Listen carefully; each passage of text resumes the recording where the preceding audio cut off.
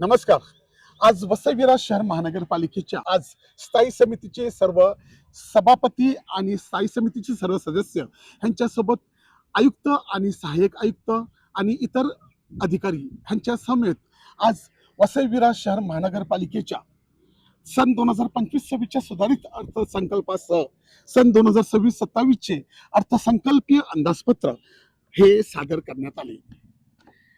माननीय आयुक्त मनोज कुमार सूर्यवंशी यांनी जमा व खर्चाचे सन 2025-26 सुधारित व सन 2026-27चे मूळ अंदाजाबाबत आयुक्त यांचे अर्थसंकल्पीय निवेदन सादर करण्यात आले. माननीय स्थायी समिती सभापती व सन्माननीय सभागृह यांच्यासमोर वसई विरार शहर महानगरपालिकेचा आयुक्त म्हणून महाराष्ट्र महानगरपालिका अधिनियमाच्या कलम 95 अन्वये सन 2025-26 या वर्षाचे उत्पन्न व खर्चाचे सुधारित अंदाज व सन 2026-27 या वर्षाचे मूळ अंदाज तयार केले असून ह्याचा अधिनियम कलम 96 नुसार सदर अर्थसंकल्पीय अंदाजपत्रकाबाबत सविस्तर विचार विनिमय करून अर्थसंकल्प माननीय सभेपुढे सादर करण्यास माननीय स्थायी समिती शिफारसीसाठी सविनय सादर करण्यात आला.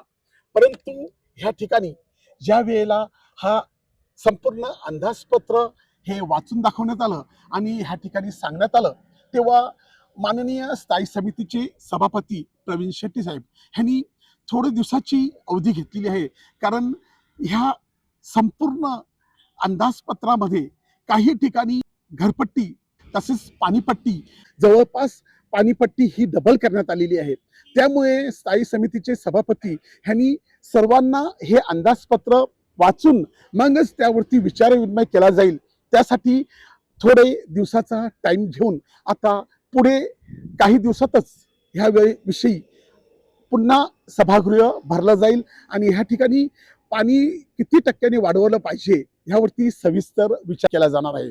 म्हणून आता पुन्हा ह्या ठिकाणी एकदा स्थायी समितीची मीटिंग त्यानंतरच हे अंदाजपत्र सादर केले जाईल. वसई लाईव्ह न्यूजसाठी दिलीप डाबरेसह अब्दुल कलाम. नमस्कार.